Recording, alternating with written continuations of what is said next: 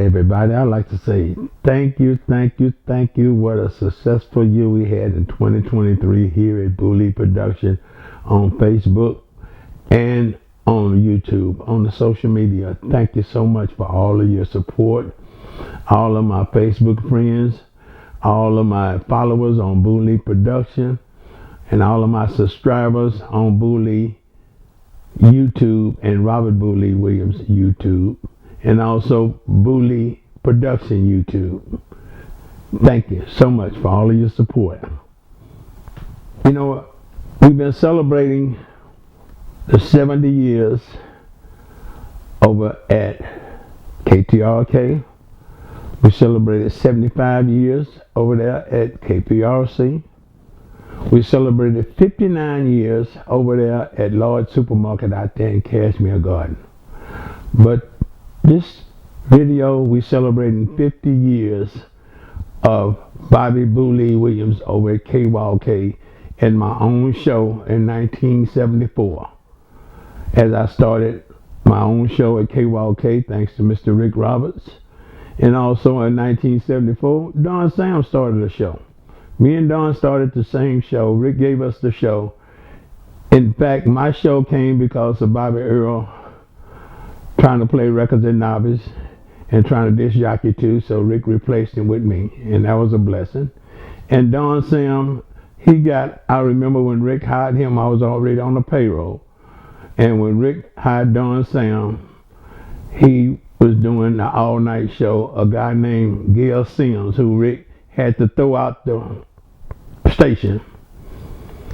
And and I look back at that, and I used to tell Gail Sims, because I worked with him before Rick fired him, that, man, you got to stop talking back to Rick. But Gail had a mind of his own. That's why Rick got as much as he could stand for Gail Sims. And he didn't understand no.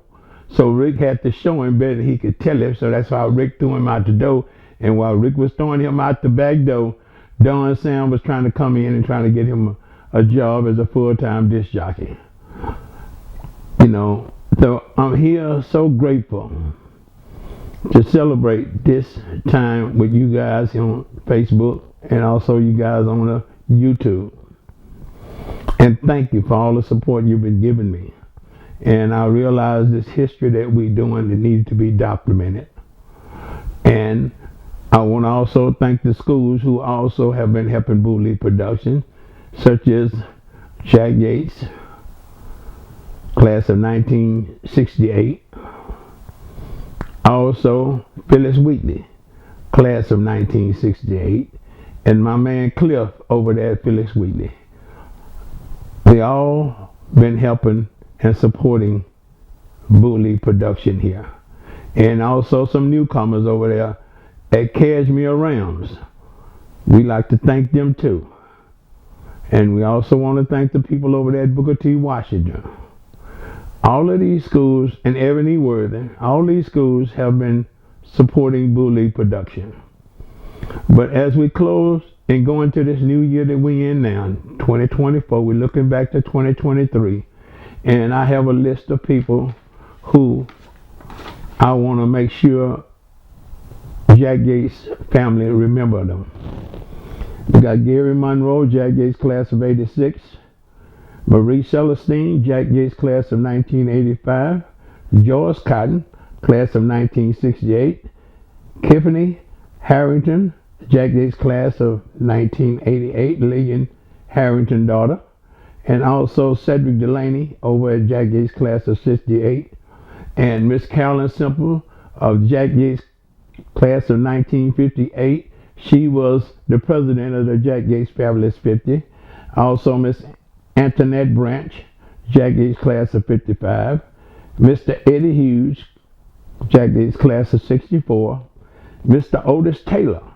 Otis started at Yates, but by the time he got ready to go into senior high school, when he started, Yates was a junior senior high school, but by the time Otis Taylor got ready to start his 10th grade, Ebony Worthing opened up and he transferred and went to Worthing. He came out of Worthing in 1961. Okay, then we got Miss Elena Houston, who I love so much. She was Miss Jack Yates 1962. She was Miss Jack Yates of 1961, should I say. And she was a good friend and supported me dearly. In fact, she even donated money to Booley Production before she passed, and she was out there in Indianapolis. And then we have my classmate, Mr. John Owens, Jack Yates class of 67, Mr. Clinton Square, Jack Yates class of 1966, Mr. Lewis Caraway, Jack Yates class of 1966, and Dr. Lionel Williams, which was like my brother, my big brother, Jack Yates class of 1965, and his sister, his baby sister, who I love so much, Miss Joletta Williams, Jack Yates class of 1969. Also, Mr. Tommy Hobbs, a Jack Yates class of 69. Also, Douglas Riley, class of 1969. And also, Sharon Hughes, class of 1969. Carl Hughes, her brother, Jack Yates class of 1967. Her other brother, Mr. Melvin Hughes, Jack Yates class of 1965. And also Scotty Jackson, Jack Yates class of 1960. Mr. Larry Thomas, Jack Yates class of 1960. Mr. Ben Stevenson, Jack Yates class of 1961. Mr. Major Stevenson, Jack Yates class of 1966. Mr. Sterling Stewart, Jack Yates class of 1966. Also, Mr. Arthur Triplett, Jack Yates class of 1966. And also, Sylvester Armstrong, Jack Yates class of 63. And Sylvester Jackson, Jack Yates class of 1963. And most of all, my beloved and only son that always supported me. He passed away, and that's Rodney Hot Rod Williams, Madison Marlins, class of 1988. We miss all of these people, but spiritually they're still alive in our hearts, in our memories, that lives on with us until the day we leave here and God call upon us. As I go back and look back at the years, we looking at the 60 year, let's say my 60 year of coming around, which I would say have been one good ride. As I look back, I say no. Let's go back 70 years when I was 6 years old. And coming up in the fabulous 50s, looking at TV. And you know, when I look back at 10 years old, I was working out there at Jefferson Stadium. That was my first job, working on the chain gang, holding those chains out there. It was in 1957. Was when I went full time working at Jefferson Stadium on the chain gang. 50 cents a game, y'all. That was a lot of money. He used to pay us 25 cents per half. But some of the guys, once they get that money during the halftime, they wouldn't come back, and therefore he started paying us 50 cents at the end of the game. But as I look back and see how blessed I was to be able to work there at that Jefferson Stadium, and gave me enough experience. So when the Houston Oilers and American Football League came to Houston, they came to Third Ward, y'all. And Bobby Brown was the trainer.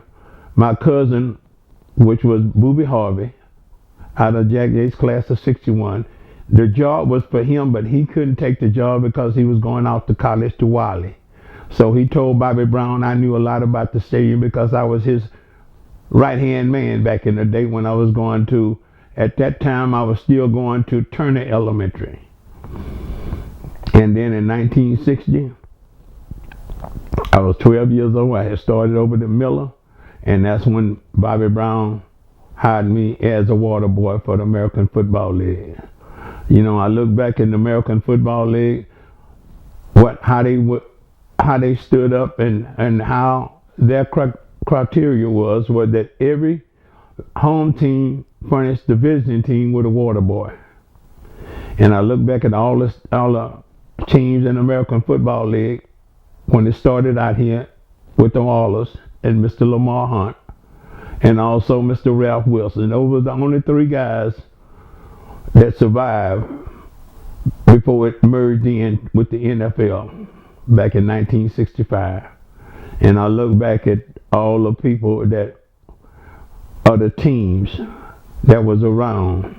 And I look back at the Houston Oilers, the Dallas Texans. They moved to Kansas City and became the Kansas City Chiefs. The Boston Patriots. They moved to Boston and became the New England Patriots. The New York Titans. They moved from New York and moved to New Jersey, and they became the New York Titans. And at the time when I started working, some of the American football league team was not in existence at that time, and that was the Miami Dolphins. They was not in existence at the time, so they didn't have no AFL nor NFL team in Florida. And then also the Seattle Seahawks. They didn't have no football team up in Seattle, no professional team. And also the Cincinnati Bengals. They didn't have a professional team. That's why eventually they got into the AFL. But as I look back at this year and see the history that we conquered here in Houston, it's mind-blowing to know that the first championship game of the AFL championship game was played right here in Houston in 3rd Ward at Jefferson Stadium with the Houston Oilers and the Los Angeles Chargers. Now, the Los Angeles Chargers, they was part of the American Football League, so was the Denver Broncos, and so was the Oakland Raiders. Now, the Los Angeles Chargers, they moved and went to San Diego. They came back from San Diego. They back in LA, which that's where they started at. And I look back at the time that we spent in the American Football League. I look back at the time that me and Ronnie Tompkins, and I got to say something for Ronnie's brother, Moon, Billy Tompkins. He passed this year. But me and Ronnie and Moon, we was all started working at the Coke Stadium. Where you say what the Coke Stadium is? That was the stadium that the Coke 45 played in before they built the Astrodome. In fact, Coke Stadium is located right now in the parking lot where the NRG is today. And I look back at me and Ronnie and his little brother Moon. We used to all sell soda water at Coke Stadium for the Houston Coke 45. And as long as the Coke 45 turned over and went into the name of the Houston Astros because they couldn't pattern that Coke 45 because of a beer company, I never worked no more selling soda water no more in the concession stand. And I look back and see how good it was because I started working for Madden's Drugstore, and that's gave me a lot of experience out here in Southwest Houston. And I started working out there in Bel Air and Chimney Rock. But the drugstore is located in the Triangle Center, which the Triangle Center is Bissonnet and Chimney Rock. The reason why they call it a Triangle Center, because that's where one side of it is Bissonnet and the other side of the shopping center is Bel Air. And they call it a triangle because they meet up right there at Rice Boulevard in Bel Air. When I say they meet up, that means Bel Air and Bissonnet. But we're talking about my 50 years at KYOK, y'all. And being number one. And working 8 hours. I remember Don Carter, who was the national promoter for and vice president of Motown Records. I remember him and his wife, Deborah, they used to go out to the movies.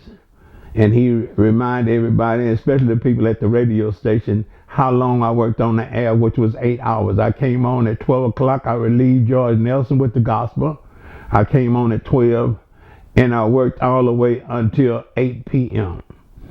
And Carl Harris relieved me. And Don Carter was telling everybody at the station that him and Deborah, which is now his wife, they went to the movies and they seen 3 different movie shows. and came back and cut on the radio, and I was still on the air. Boy, that was funny.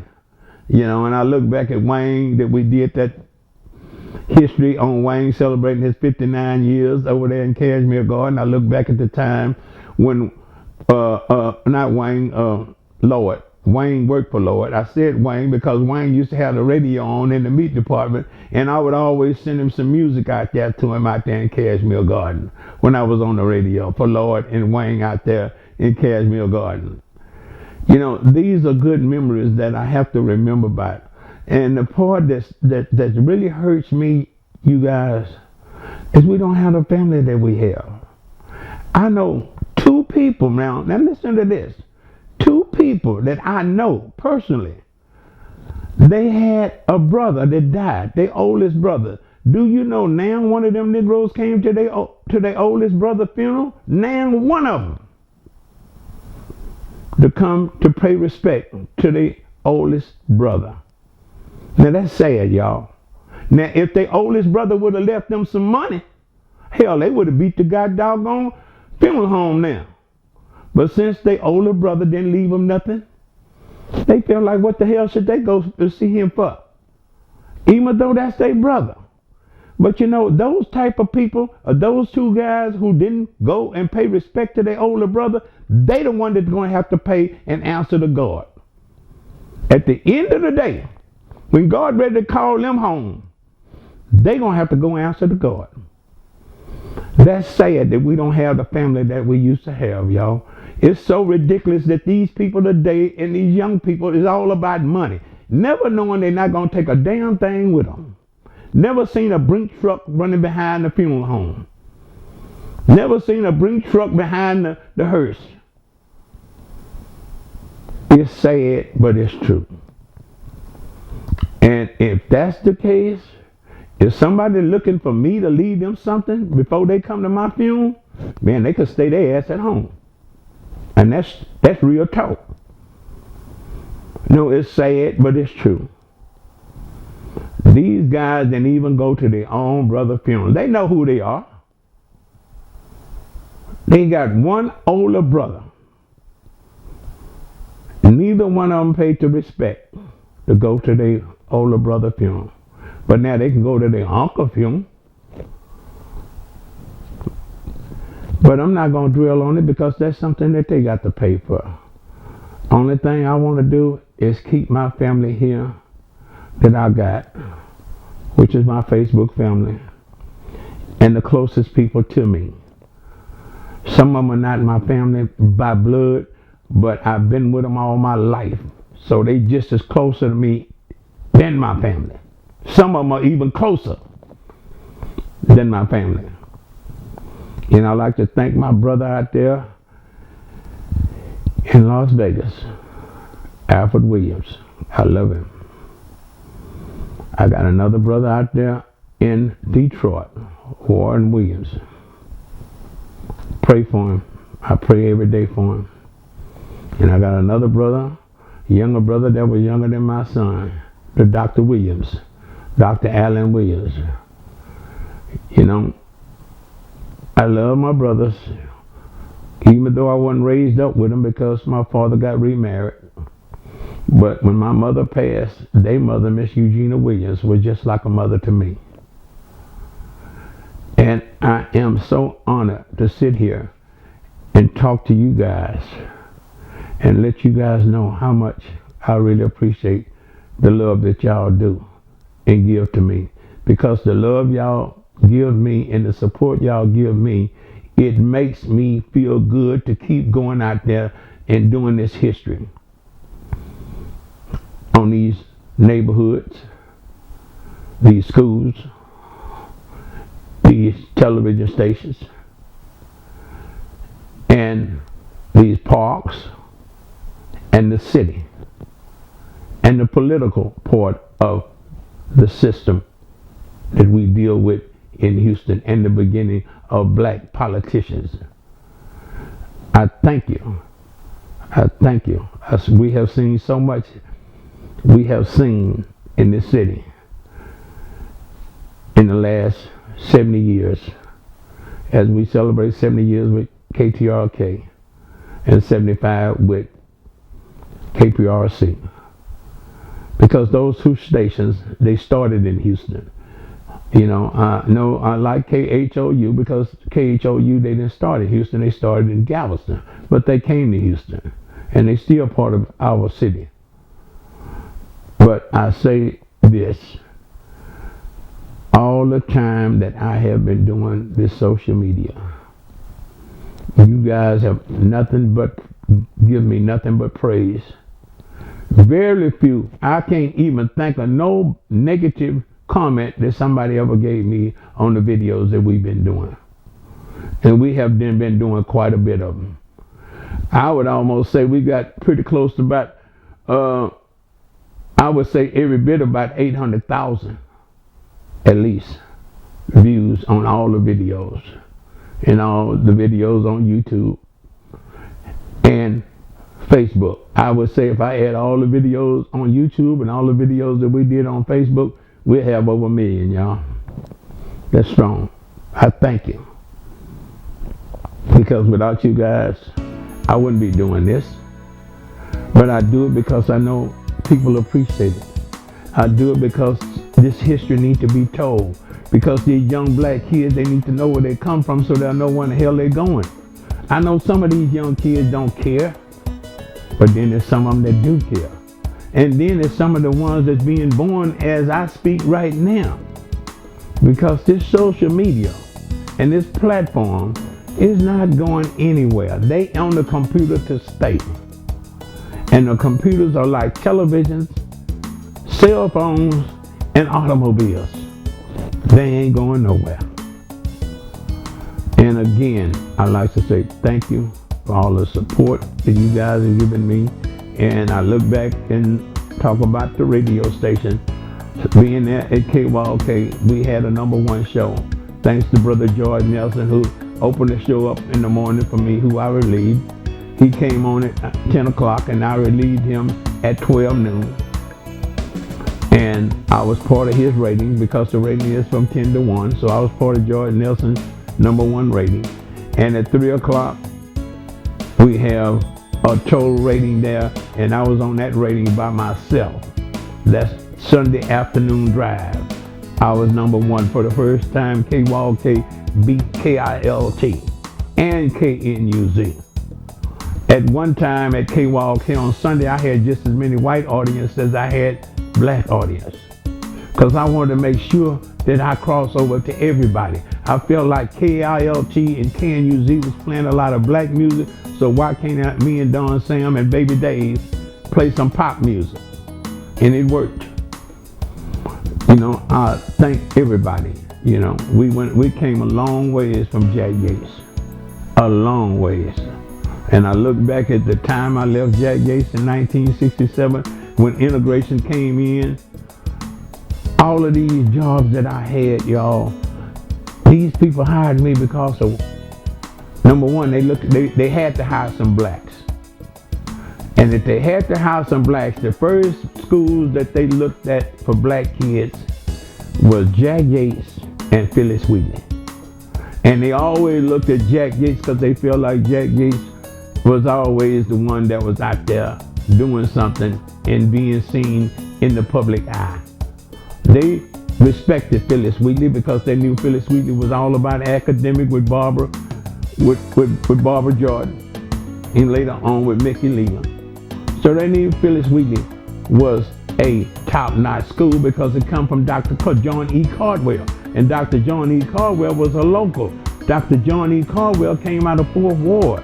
Dr. John E. Cardwell, he got his doctorate degree from Michigan, the University of Michigan, out there in Ann Arbor, Michigan. A doctorate degree, something that the white principals didn't even have. So I'm very honored to sit here and tell you guys thank you for all of you guys' support. And I know here we already got a brand new year, 2024. I know we're going to do a lot of good things here in 2024.